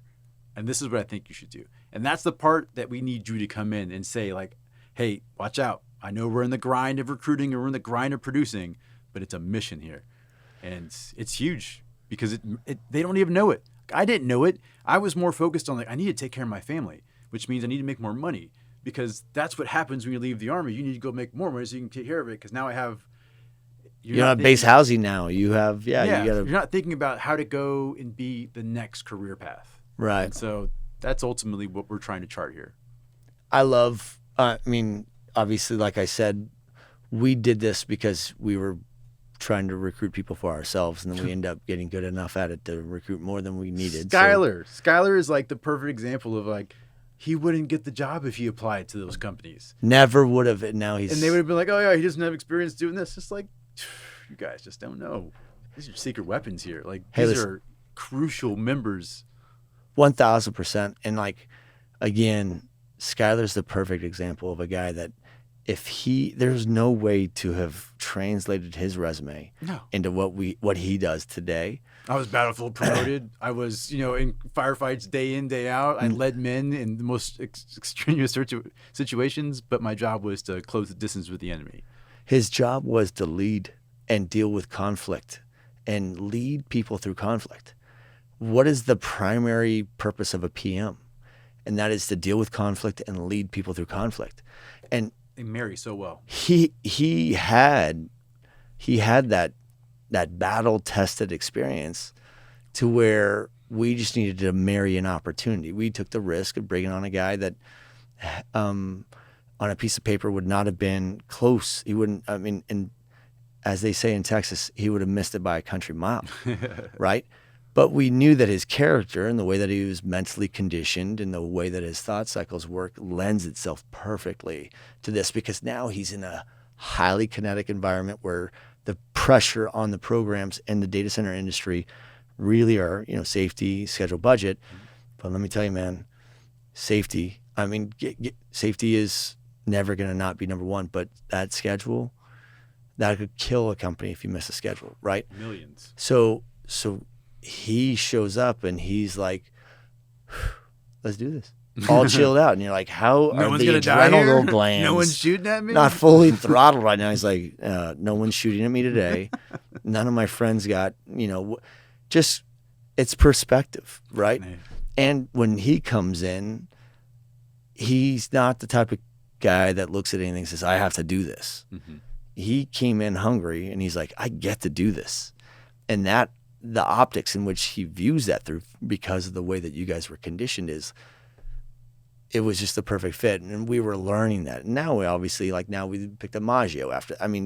We'll keep collecting these bullet sponges because in the kinetic environment, they're exceptional. And then we'll keep collecting the other people that really lend their background and the way that they were conditioned and the way they were trained is going to allow them to be more successful on the operations side, right? Yep. So there's data center. Someone's got to build it. Someone's got to operate it. And either way, there's people that do that have been conditioned and trained.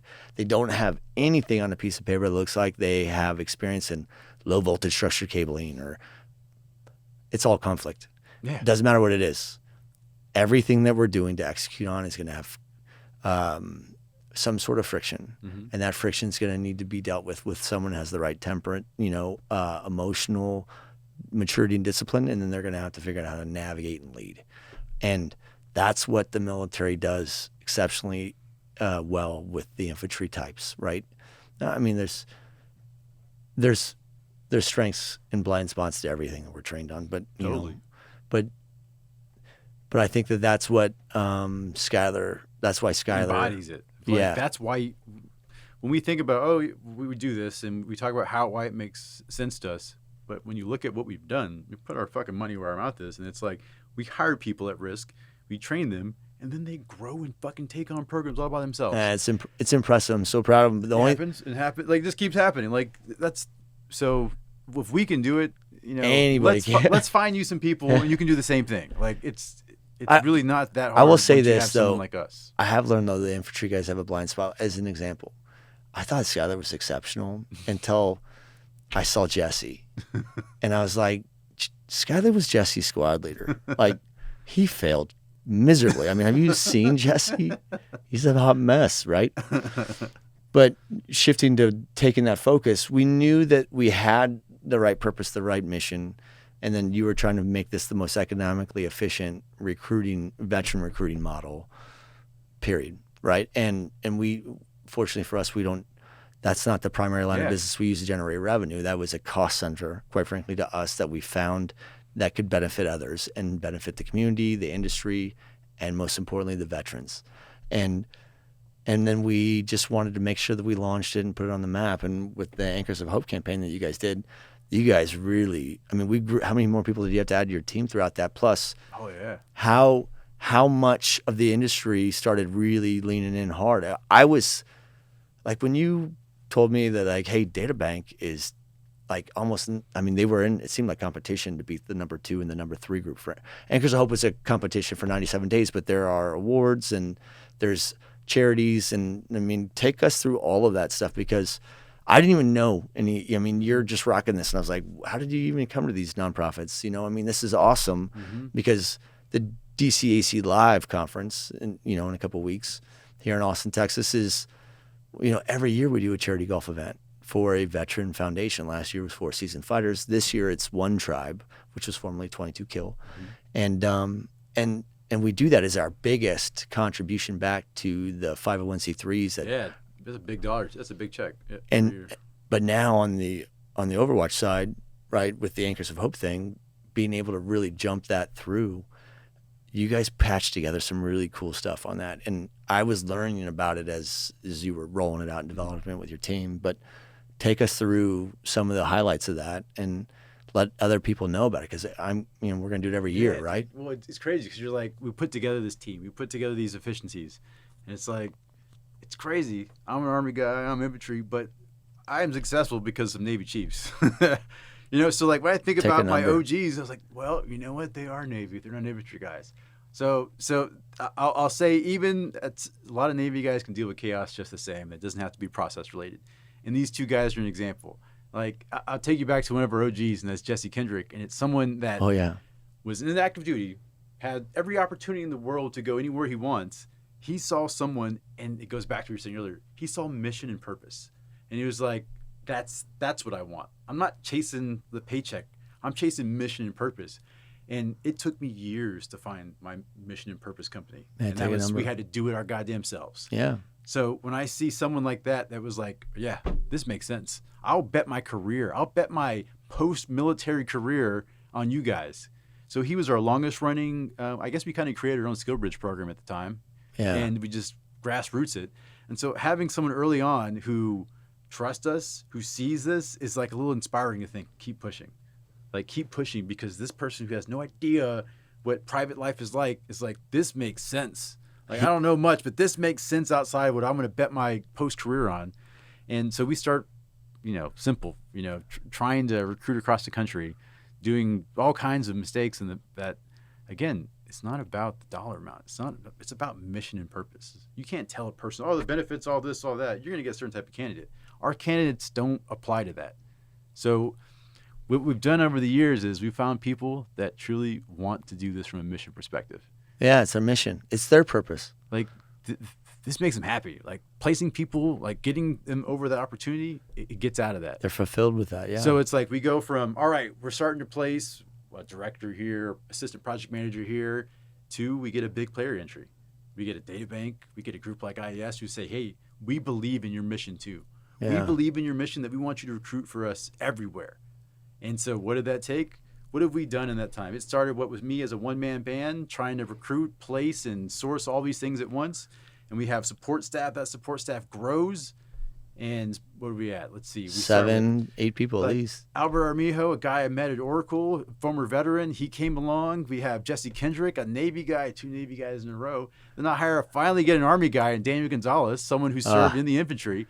And then we got our hot shot Diego Martinez, who's coming up, who's going to be a veteran one day. I look forward to see him flying. Do you think he's qualified for the infantry? Let's let him do it. He's got the pilot thing down.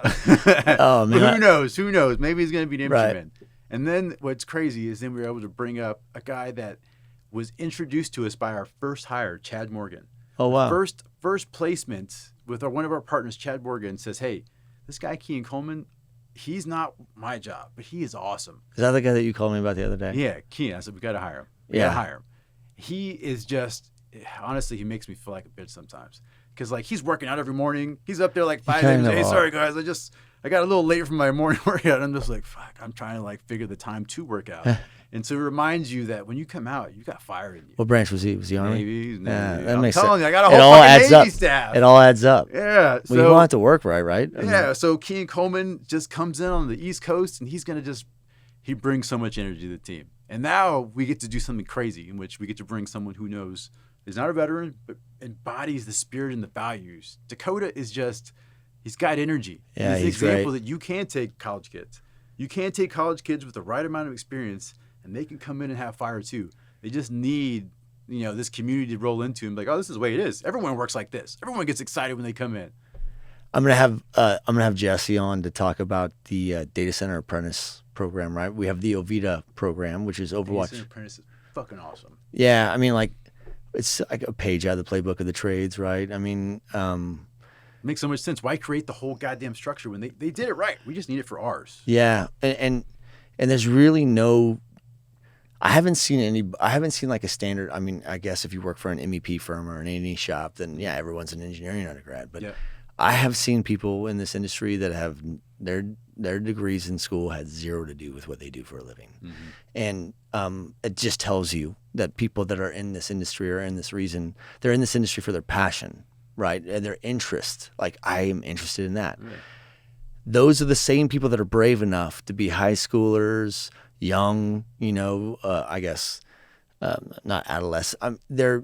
They haven't experienced enough in life to experience life yet, and they join the military, and they are on that threshold trying to figure out what they want to pick to do for the next 4 to 5 years of their life plus, based on their passion only, not on any experience, right? Because nothing in the military there's not a rate that you can just walk into. Even as a cook, you have to be trained for any branch of service for whatever that role is. And these are people that are making those decisions based on their passion. And they're not doing it to make money. They're doing it to make a difference. And then when they leave, they're going to pick what they want to do again based on their passion. And then they're not going to do it based on money. They're going to do it based on what is the most fulfilling to them, right? What gives them purpose. So if you could find those things, right, you realize it keeps replicating beyond that. And we just have to find these people that want to follow their passion. But if you're not, we needed another vehicle that wasn't the military. And we needed to be able to find something for these young college graduates that are coming out, like Kuvala or like Dakota, right? And when we hire these guys, they know they want to be in this industry because it's their purpose or passion. They just know that this is what they want to do, but they just don't know what they want to do yet, right? So why not create an apprenticeship that allows them to see operations or finance or sales and marketing or whatever, veterans, and then pick. And then that makes you your journeyman. And then you spend time becoming great at that until you're a master at it and on our ranks, right? But it's kind of the same vehicle. Because like I said, we started this to make a difference in the veteran community while being able to really make a positive impact on the mission critical vertical as a whole by addressing that existential threat. Yeah, we saw that threat and it was like, let's just do it with veterans. Why not? IM did a great job of exposing that there was a fucking talent shortage that's coming. And all we said was, hey guys, we know some people. Like, they're here every week. A couple thousand of them every week, right? Like, don't worry, we got this. And it's amazing because if you're a business and you know that you don't have to start hiring talented people that have been pressure tested in the most extreme ways, and you don't have to pay them as much as the people that have been in the industry long enough to know that they could demand a lot because there is a pent-up demand for labor in this space. And what people used to get paid to do their job, 5 years ago, the premium on that is much higher now because there's less people that can do it, right? And now we could resaturate the industry with people that could rebalance the industry to make everything more economically efficient. They're making more money than they probably made in the military, and it's enough to make them happy. They're not going to the highest bidder. The companies aren't paying as much, and now we're introducing new talent, right? I think that the groups that it's stunning the companies that hit it hardest, and I think maybe to us it was a big surprise to see the data center operators lean in more, right? But we know there's staff augmentation companies that are always hiring, Navy nukes. There's Navy nukes at every data center. Oh yeah. Not as many infantry. No. But you can't attack that machine when it acts up. You're actually supposed to go find what we're supposed to do. I take that back. Every data center has a janitor. I'm just saying there's probably infantry everywhere. I think that, it was awesome to see DataBank, could just rise or emerge from something into just super buying in and then being able to find the value to them. And then I think the thing that was most comforting to us, because it wasn't a function of economics, it was that they wanted to invest in their futures. And these veterans, now you get to look at these veterans and be like, these are people that are going to give you opportunities to grow. Yep. And some people don't have that. Some people people are cattle at some companies, right? So it's like, you're a piece of the cog. And if that piece isn't working, then we replace that piece, and now they're like, no, man, there are tons of veterans there. There's a lot of veterans in the industry. So we have each other looking out for each other. Guys, we are our brother and sister's keeper, right? So we have to block and tackle and make room for these other people. And ideally it's to provide a roadmap for them that we didn't have, right? Is there anything, I know that I asked you the other day and you refused to explain to me who won Anchors of Hope. But well, I'm going to give you the answer. I mean, it's like little neck and neck right now. I mean, we have two amazing partners who have like really trying to like do everything they can to support our mission. And I would say once the team cleans up the numbers tomorrow, it's going to be either or. It's going to be.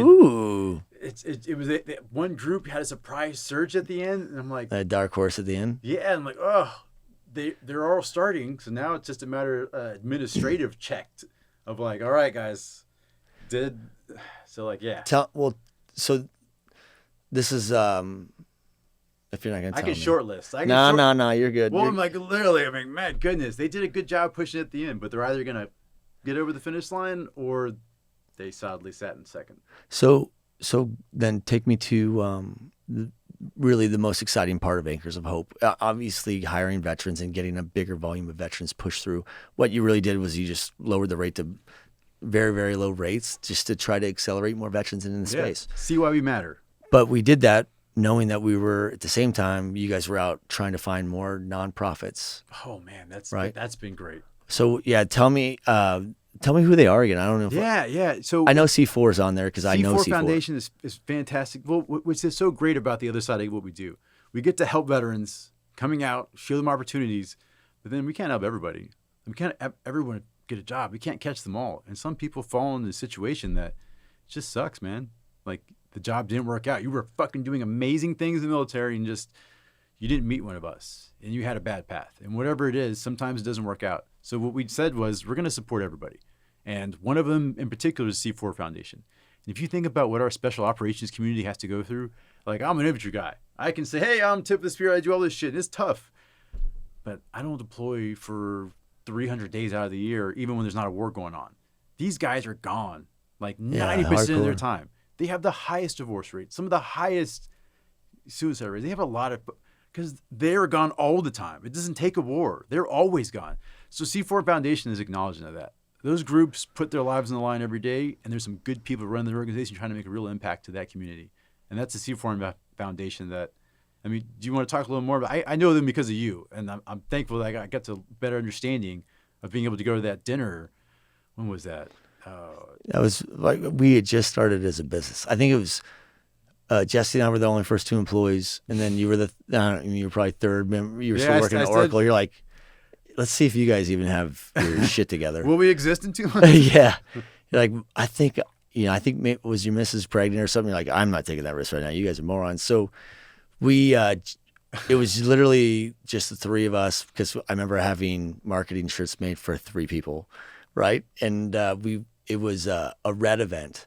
Rob Sarver, whose dad flew B-52s with my dad, and Rob and I grew up with each other. He's Navy Academy grad, Wharton MBA, but he was with SEAL Team 3 for years and worked with Jocko and Leif and those guys, I guess. And the beauty is Rob introduced me years ago to this amazing guy named Charles Keating IV.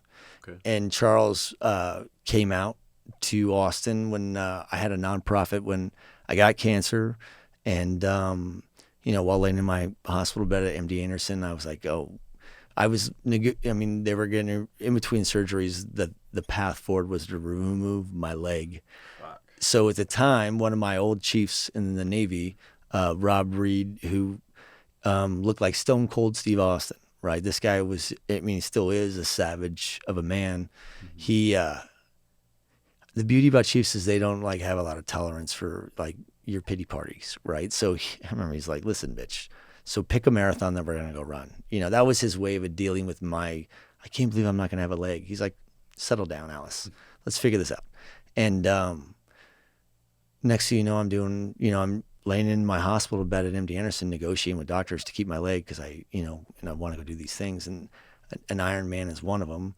And I was doing tons of triathlons for the nonprofit. We were raising money to get back to MD Anderson, and Rob had graduated. He was a SEAL by then, and he was a platoon commander, I think, and he brought several members of his platoon out, and we were doing races all over the country. I did the Super SEAL in Coronado with amazing race, by the way. It was so much fun, but I was racing between there and I was doing, the Nations Try in DC for TNT or Team in Training or leukemia.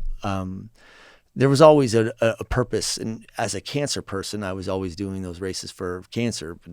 And then when I turned the page on my chapter in life with the cancer stuff, Rob and I always remained friends, and I was still doing races, and Charlie came out and raced. So I had a chance to meet him multiple times. I mean, I think I probably have pictures with my daughter and my kids, being bounced off his knee type of thing. Awesome guy. Got to have a lot of fun with Charlie multiple times. Just an amazing dude. And he fell in combat, was awarded the Navy Cross. He's just a legend amongst the SEAL community and just an amazing person in general. So when Rob was like, hey, right, we just started, and I was trying to get Rob to come work for us, remember? And he goes, I'm coming to Austin, and there's the Charles Keating Foundation is, hosting this thing at this house, and you should come. I think they're going to have some music there. And it was Pat Green. Remember? I think there may be a little music. I don't know. Yeah. But I just know But he's like, it's this house over here, and that house is like the most epic home that you've seen in Austin. Like Travis. Oh yeah, it was just a sick thing. But since then, we've done, we have done small things on the outside individually to help contribute to the C4 Foundation. And I mean, I buy shirts and hand them out to people all the time.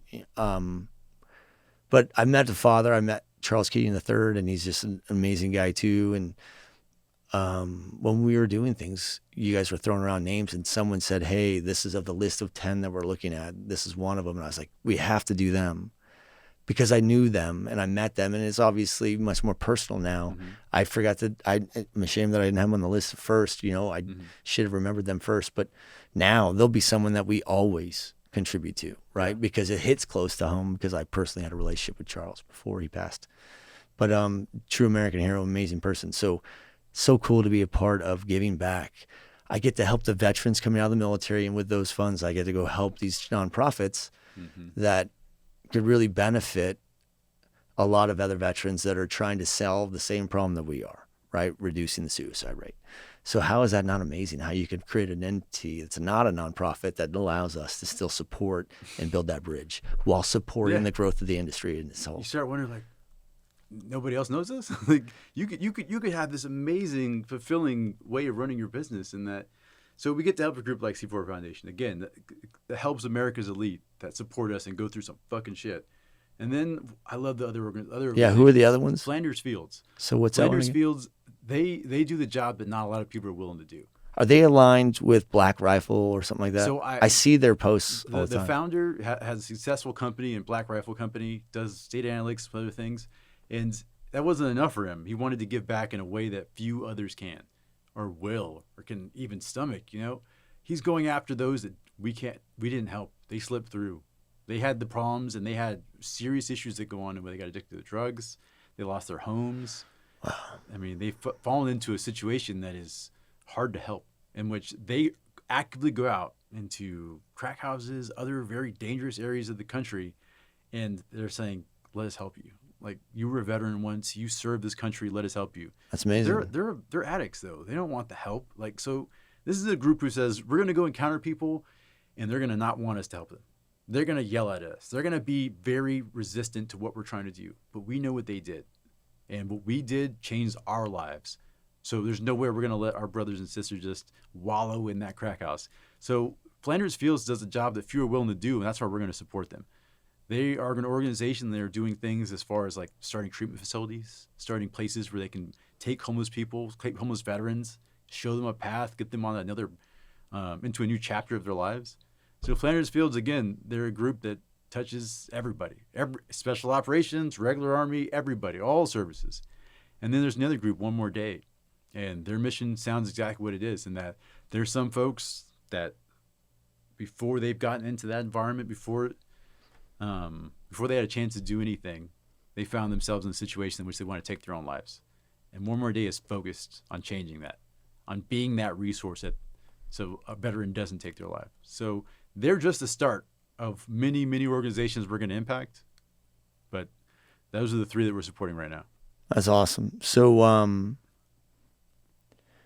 what would be your final message to the veterans that are listening right now? Like you said, I mean, you said something that had a pretty huge impact, which was, why would we tell veterans to find us on LinkedIn if they don't even know what LinkedIn is? Because you don't need that when you're active duty. Yeah. So what is the vehicle to connect to them if you're a business? But more importantly, let's start with, if you're speaking to and you're that mentor right now to several veterans, there are veterans that are listening. Yeah. So what's your message to them? Right now, you're right. LinkedIn was a tool I learned about, not when I got out. I mean, it was a tool I was fortunate to learn about and go after and utilize and capitalize on. But we feel like Anchors was the campaign that pushed us into realizing that we can do this at a much larger scale than we ever realized. And there's people who truly want to help. They just never been presented an opportunity to help. So right now, we're going to keep, for the life of our existence, Anchors at We Are Overwatch is the easiest path for anyone. Just as it's spelled there, Anchors at We Are Overwatch. And you can get in contact with anyone on the recruiting team. It'll be a blast that will hit many of us. And that's your opportunity. If you're a customer, if you want to find a way to hire veterans, if you're a veteran who's just thinking about joining, thinking about leaving the service, thinking about what your options are, shoot us an email. You're going to get taken care of by someone. They're going to register in our system, and we'll have a conversation. What happens next? It's up to both of us. But that's the best way a veteran or a customer can get a hold of us right now. Okay, so customers too. And then, all right, well, look, I think what's the next step? We talked about something, previously about a conference dedicated to veteran, hiring veterans. How far out do you think you are from being able to get your shit together to make that happen? That's one of the things that I think I resisted at first. When I came out, I used a lot of the big names from veteran recruiting, and they sent me on different hiring conferences, and it just felt like, go talk to 50 people, you may take a job, and you may be working for Morton Salt. You may be working for, in a factory. You may be working, and it was just like, whatever you get is what you get. And I think that's just awful. So, I resisted the idea of having conferences for so long until it's like, whoa, we're not going to talk about all those things. It's going to be data center shit. You want to be in sales, you want to be in marketing, you want to be in construction, you want to be in operations, you want to be in the technical side. This is what we do. You come here because you've bought into the data center industry is not going away. It's just going to keep advancing every single year, and it's going to keep changing, and that is where we want to operate in. And so if you want to be a part of that, those are the conferences that we hope to kick off in the spring of 2023. And we're going to do one larger conference throughout the year, but we're also going to come where our people are. We're going to go to these veterans locations. We're going to go bases all over the country. Initially, we're going to focus in Southern California and Colorado. If you're in Central Texas, you're going to get in contact with us. And then we'll start peeling off towards the East Coast. Virginia is a hub for all of us. So if you're a military base in that area, more than likely we're going to be out in there as well. Because we feel, although we can't hit 1,000 people if we stick to the online version, it makes sense to go shake some hands and go impact the people who are never going to get online that were just like me when I got out. So that's the plan. Do you think if I gave you enough additional Navy people, you can maybe create multiple charity golf events a year? So maybe what we ought to do is see how many more sailors it takes to help Army guys run a successful golf tournament for a charity like One Tribe that we're doing this year. What do you think? Maybe one? I'd like to hire another Central Texas-based chief. I'm going to admit it. If you're infantry, you also should apply. But if you're a Central Texas chief, actually, we should talk. Yeah, that's wise. You're finally coming around. About time you came around. Well, listen. Anchors that We Are Overwatch. Just don't tell anyone. Any other messages for the customers? Again, this was something that I wasn't sure about at first because it seems self-serving and it seems like it's just a commercial for the Overwatch business. But understand, the real reason why I wanted to do it at the end was I get asked questions all the time from customers or prospective partners that we'll use to help staff with veterans, and they'll say things, and I'm like, they'll ask me to do things all the time, and I'm like, I'll do anything that it takes to help one more veteran get a job. So if it's a suffering of some sort of inconvenience, then I'll do it.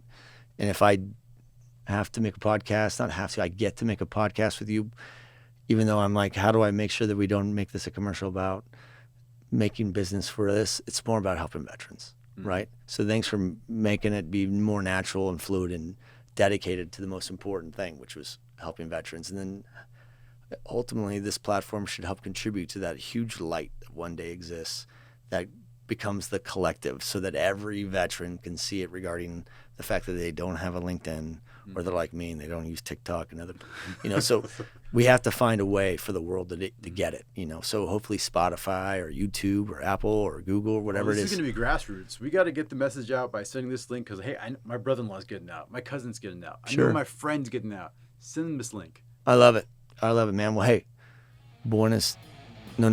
muchas gracias. Nailed it. Love you, brother.